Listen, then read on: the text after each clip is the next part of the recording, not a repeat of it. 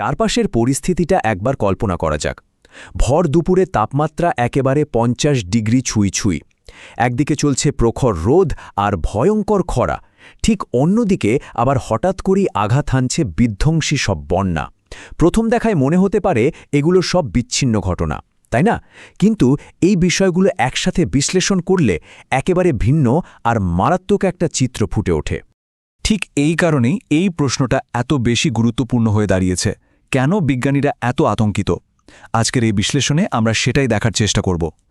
বিজ্ঞানীরা কিন্তু তীব্রভাবে সতর্ক করছেন যে 2026 সাল হতে যাচ্ছে ইতিহাসের অন্যতম ভয়াবহ আর উষ্ণতম একটি বছর। আর এর পেছনে লুকিয়ে আছে বিশাল এক জলবায়ু দানব, যা আমাদের এতদিনের পরিচিত আবহাওয়াকে পুরোপুরি লণ্ডভণ্ড করে দিতে ধেয়ে আসছে। আচ্ছা, চলুন এই ব্যাপারটার একটু গভীরে যাই। এই অস্বাভাবিকতা আসলে কি, সেটা একটু সহজ ভাষায় বোঝার চেষ্টা করা যাক। সুপার এল নিনো মূলত প্রশান্ত মহাসাগরে জলের চরম আর অস্বাভাবিক মাত্রায় উত্তপ্ত হয়ে ওঠার একটা প্রক্রিয়া। যখন সমুদ্রের এই উষ্ণতা স্বাভাবিকের চেয়ে অনেক বেশি বেড়ে যায়, তখন সেটা গোটা বিশ্বের আবহাওয়া চক্রে মারাত্মক একটা অস্থিরতা তৈরি করে। আর এই বিষয়টা একটা চেইন রিয়াকশন বা ডমিনো এফেক্টকে খুব চমৎকারভাবে তুলে ধরে। সমুদ্রের এই উত্তাপ কিন্তু শুধু জলের মধ্যেই আটকে থাকে না। হাজার হাজার মাইল দূরের মহাসাগরের এই তাপমাত্রা কিভাবে বৃষ্টির স্বাভাবিক চক্রকে বাধা দেয়, তীব্র ঝড় সৃষ্টি করে, সেটা সত্যিই ভাবার মতো বিষয়। আর সবচেয়ে ভয়ের ব্যাপার হলো, এর ফলে আমাদের দৈনন্দিন বাজারে চাল ডালের দামও কিন্তু আচমকা বেড়ে যেতে পারে। আর এই ডেটাগুলোই আমাদের উপমহাদেশ জুড়ে ঘনিয়ে আসা 3টে বড় এবং মারাত্মক বিপদের দিকে সরাসরি ইঙ্গিত করছে।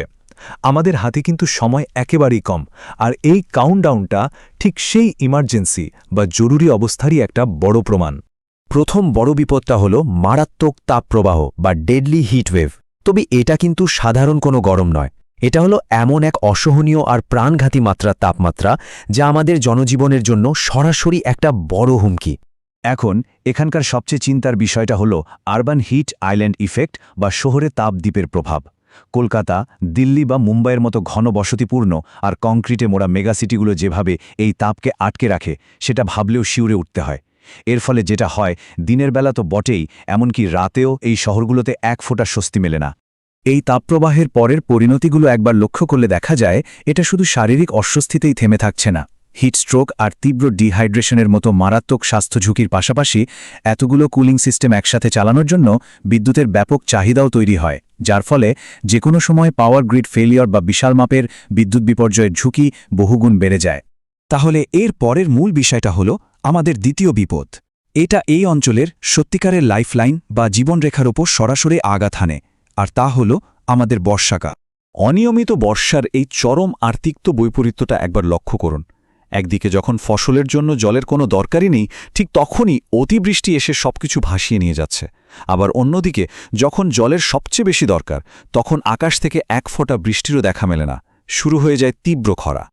চলুন দেখি এই খামখেয়ালি আবহাওয়া কিভাবে ফসলের মাঠ থেকে সোজা আমাদের ডাইনিং টেবিল পর্যন্ত প্রভাব ফেলছে। একদিকে অনিয়মিত বৃষ্টির কারণে কৃষকদের চরম দুর্দশা আর ফসলের ব্যাপক ক্ষতি হচ্ছে, আর ঠিক তার পরপরই সাধারণ পরিবারগুলোর মুদি বাজারের খরচ ঐতিহাসিক মাত্রায় আকাশছোঁয়া হয়ে যাচ্ছে। আর এই সবকিছুই আমাদের নিয়ে যায় তৃতীয় এবং সবচেয়ে ভয়ঙ্কর বিপদটার দিকে, আর সেটা হলো চরম আবহাওয়ার এক অবিশ্বাস্য বিস্ফোরণ। এই পর্যায়টা একেবারেই অপ্রত্যাশিত আর চরম বিধ্বংসী হতে পারে। এখানকার এই পরিসংখ্যান বিশ্লেষণ করলে বেশ ভালোমতোই বোঝা যায় নির্দিষ্ট কিছু অঞ্চলে হঠাৎ করে কী ধরনের বিপদ আছড়ে পড়তে পারে। এখানে প্রায় 40% সম্ভাবনা রয়েছে আরও শক্তিশালী ঘূর্ণিঝড় তৈরি হওয়ার, আর বাকি 60% জুড়েই রয়েছে মেঘভাঙা বৃষ্টি এবং হঠাৎ বন্যার মতো ধ্বংসাত্মক সব পরিস্থিতি। সুপার এল নিনোর সবচেয়ে বড় প্যারাডক্স বা বৈপরীত্য হল এই বিষয়টা। কোনো একটা সমাজ একই সাথে একদিকে যেমন তীব্র খরায় শুকিয়ে যাচ্ছে, আবার ঠিক একই সময়ে ধ্বংসাত্মক জলোচ্ছ্বাসেরও মোকাবিলা করছে। এটা সত্যি এক অভূতপূর্ব প্রাকৃতিক সংকট।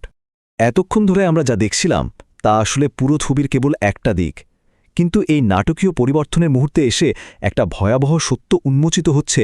এটা কিন্তু শুধু এল নিনো নয়, এই প্রাকৃতিক দানবটা এমন একটা গ্রহের সাথে ধাক্কা খাচ্ছে যা আগে থেকেই মারাত্মকভাবে উত্তপ্ত হয়ে আছে।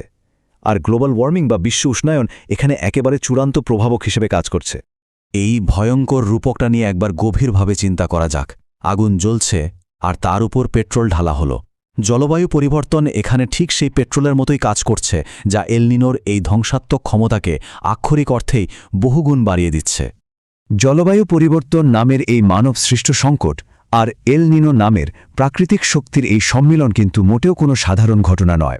এই দুয়ের যুগলবন্দি আমাদের জন্য এমন এক দ্বিগুণ ঝুঁকির নিশ্চয়তা দিচ্ছে, যার মুখে আধুনিক মানব সভ্যতা এর আগে হয়তো কখনোই পড়েনি। এখন সময় এসেছে বৈজ্ঞানিক ডেটা আর পরিসংখ্যানের গণ্ডি পেরিয়ে সরাসরি মানব জীবনে টিকে থাকার বাস্তবতায় নজর দেওয়ার। এই সতর্কবার্তাটি আমাদের দৈনন্দিন অস্তিত্বের সাথেই সরাসরি জড়িয়ে আছে। ঠিক এখানেই সবচেয়ে গুরুত্বপূর্ণ আর কঠিন প্রশ্নটা উঠে আসে। আমাদের চারপাশের সমাজ, অবকাঠামো আর সাধারণ মানুষ সবাইকে বহুমুখী আক্রমণের জন্য সত্যিই প্রস্তুত? আমাদের এই প্রস্তুতির চেকলিস্টটা একবার মিলিয়ে নেওয়া যাক। চরম তাপপ্রবাহ থেকে রক্ষা পাওয়ার উপায়, জল সংকট মোকাবেলার সুনির্দিষ্ট পরিকল্পনা এবং খাদ্যের দাম স্থিতিশীল রাখার কৌশল, এগুলো এমন কিছু অত্যন্ত জরুরি খাত যেখানে এই মুহূর্তেই প্রস্তুতি নেওয়াটা ভীষণ প্রয়োজন, কারণ এই বিষয়গুলো সরাসরি আমাদের বেঁচে থাকার লড়াইয়ের সাথে ওতপ্রোতভাবে যুক্ত। আজকের এই তথ্যবহুল বিশ্লেষণটি আমরা একটা অত্যন্ত ভাবগাম্ভীর্যপূর্ণ প্রশ্ন দিয়ে শেষ করতে চাই। জলবায়ু দানব পুরোপুরি আঘাত হানার আগেই আমাদের সমাজ কি সত্যি এর সাথে মানিয়ে নিতে এবং নিজেদের প্রস্তুত করতে পারবে? এখানে তুলে ধরা এই ডেটা আর তথ্যগুলো শুধু জানার জন্য নয়, বরং সচেতনতা বৃদ্ধির জন্য। এই জরুরি বার্তাটি সবার মাঝে ছড়িয়ে দেওয়া প্রয়োজন, যাতে আমরা অন্তত আসন্ন এই বিশাল সংকটের জন্য আগে থেকেই কিছুটা প্রস্তুত থাকতে পারি।